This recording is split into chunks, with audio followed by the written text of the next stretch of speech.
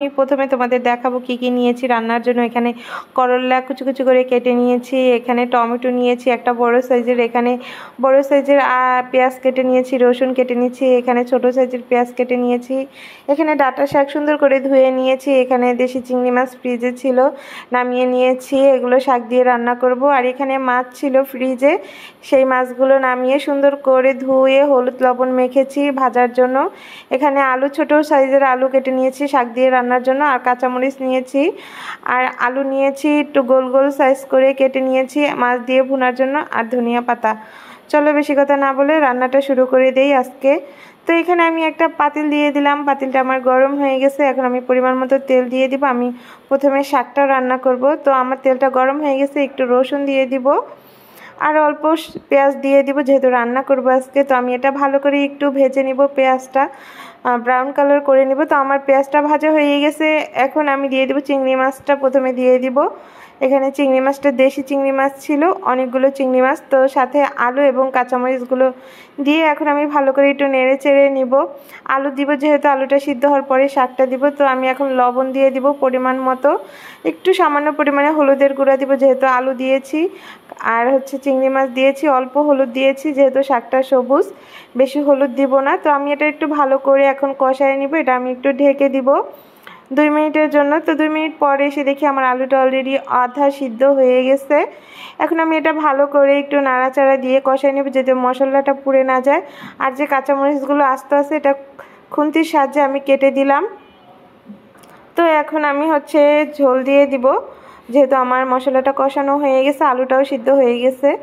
এখন আমি ঝোল দিয়ে দিব, বেশি পরিমাণে ঝোল দিব না, অল্প ঝোল দিব, শাকে থেকে কিন্তু অলরেডি পানি বের হবে।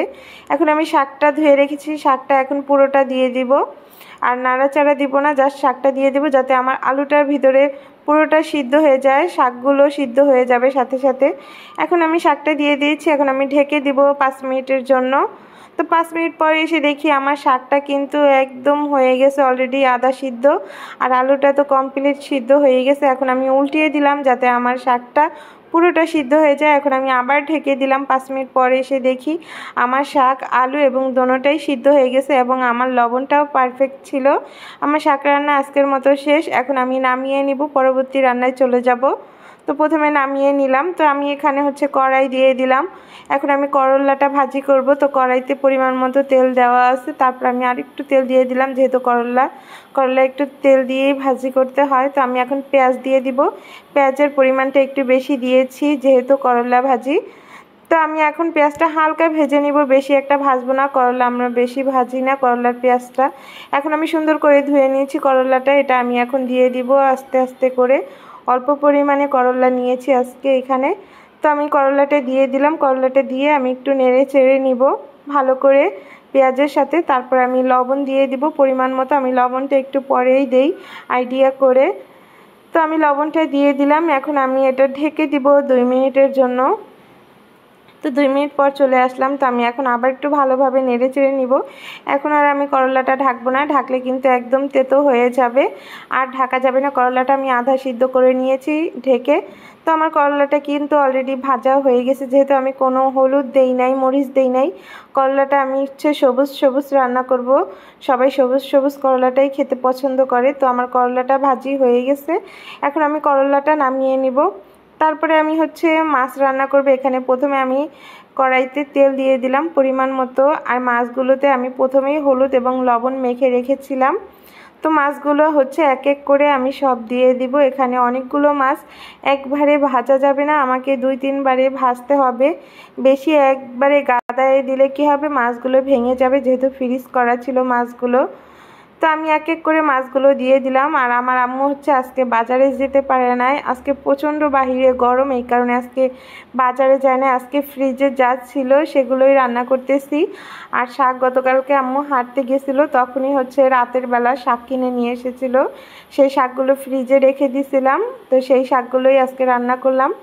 তো আমার মাছ কথা বলতে বলতে মাছগুলো এক সাইড ভাজা হয়ে গেছে, এখন আমি উল্টিয়ে আরেক সাইড সুন্দর করে ভেজে নিব। আসলে এই ফ্রিজ করা মাছগুলো ভাজতে অনেকটা কষ্ট হয়ে যায়, ভেঙে যায় অনেক সময়, ভালো করে এই কারণে ভাজতে হয়, ভালো তাওয়ায় ভাজতে হয়, তেলের তাওয়ায়। তো আমার মাছগুলো এক সাইড সুন্দর করে ভাজা হয়ে গেছে।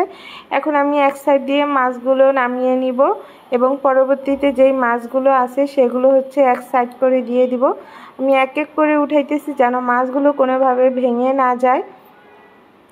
আইড় মাছ যেহেতু এগুলো হচ্ছে এমনি নরম ভেঙে যায়, তো এই দুইটা মাছ একটু কম সিদ্ধ হয়েছে, তেলটাও একটু কম আছে, আমি তেলটা দিয়ে দিলাম আবার। তো এখন আমি যেই পরবর্তীতে মাছগুলো আছে অবশিষ্ট সেই মাছগুলো এক এক করে আমি দিয়ে দিতেছি। আর আমার বাচ্চারা হচ্ছে মাছ খুব কম পছন্দ করে, তারা মাছ খেতে চায় না, তাদের জন্য হচ্ছে মাছের মধ্যে যে সাইডগুলো আছে ওগুলো ফ্রিজ করে রাখা হয়েছে। আর এখানে দেখবেন বেশিরভাগই হচ্ছে মাথা আর লেজা, এগুলো হচ্ছে বড়দের জন্য রাখা হয়েছে। এই মাছের যেহেতু কাটা নাই এই কারণে ওদের জন্য এই মাছগুলো রাখা হয়েছে। তো আমার মাছ ভাজা শেষ, এখন আমি মাছ রান্নাটা শুরু করে দিব। তো এখানে আমি একটা পাতিল দিয়ে দিলাম, পাতিলের পরিমাণ মতো তেল দিয়ে দিলাম। মাছটা আমি আলু দিয়ে ভুনা করব। এখানে অনেকগুলো আমি পেঁয়াজ দিয়েছি, পেঁয়াজটা আমি এখন ভালো করে ভেজে নিব। প্রথমে হচ্ছে পেঁয়াজটা ভেজে ব্রাউন কালার করে নিব। তো পেঁয়াজটা আমার ভাজা অলরেডি হয়ে গেছে। এখন আমি রসুন বাটা দিয়ে দিব 1 চামচের মতো। তো রসুন বাটাটা দিয়ে আমি একটু কষাই নিলাম।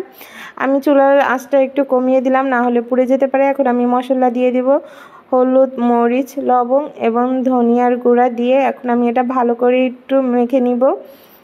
মেখে আমি হচ্ছে একটু পানি দিয়ে দিব যাতে মশলাটা আমার পুড়ে না যায়। মশলাটা পুড়ে গেলে তরকারি কিন্তু স্বাদটা চলে যাবে। তো আমি গরম পানি করে রেখেছি, সেই গরম পানি দিয়ে দিলাম আধা কাপের মতো। এটা দিয়ে আমি এখন একটু ভালো করে কষিয়ে আমি এখন আলুটা দিয়ে দিব, যে ছোট ছোট করে গোল করে সাইজের আলু কেটে রেখেছিলাম সেই আলুগুলো এখন দিয়ে এখন আমি মশলার সাথে ভালো করে কষায় নিব। আজকে একটু ঝালটা বেশি হয়ে গেছে, লাল লাল দেখা যাচ্ছে তরকারি। এখন আমি ঢেকে দিলাম আলুটা সিদ্ধ হওয়ার জন্য। 2 মিনিট পর এসে দেখি আমার মশলাটা আলুর সাথে কষানো হয়ে গেছে। তো আমি বারবার একটু নাড়াচাড়া দিয়ে ভালো করে একটু কষাইয়ে নিলাম। এখন আমি হচ্ছে পরিমাণ মতো ঝোল দিয়ে দিব। তো আমি পানিটা গরম করে রেখেছিলাম, পানিটা দিয়ে দিলাম। তো এখন আমি হচ্ছে ঢেকে দিব ফুটে ওঠা পর্যন্ত, আলুটাও একটু সিদ্ধ হওয়ার জন্য। এখানে আমি মাছগুলো সব ভেজে উঠিয়ে রেখেছি। তো আমার কিন্তু আলুটা অলরেডি মনে হয় সিদ্ধ হয়ে গেছে, ঝোলটাও একটু টেনে গেছে। এখন আমি মাছটা এক এক করে দিয়ে দিব, যেন ডুবো জলে হচ্ছে মাছগুলো থাকে, মাছগুলোর ভিতরে যেন মশলা ঢুকে।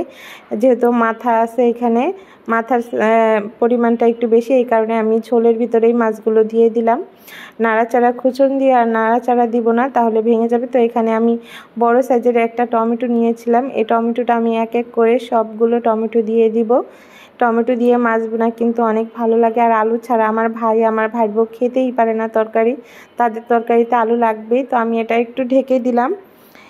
এখন 5 মিনিট পর এসে দেখি আমার ঝোল আছে, এখন আমি আবার ঢেকে দিলাম। তো আর 5 মিনিট রান্না করলেই হয়ে যাবে। পাকঘরের অবস্থা খুবই খারাপ যেহেতু রান্না করেছি। তো আমি এখন পাকঘরটাকে ক্লিন করে নিয়েছি সুন্দর করে। আজকের মতো এই পর্যন্তই। সবাই ভালো থাকবে, সুস্থ থাকবে। আসসালামু আলাইকুম।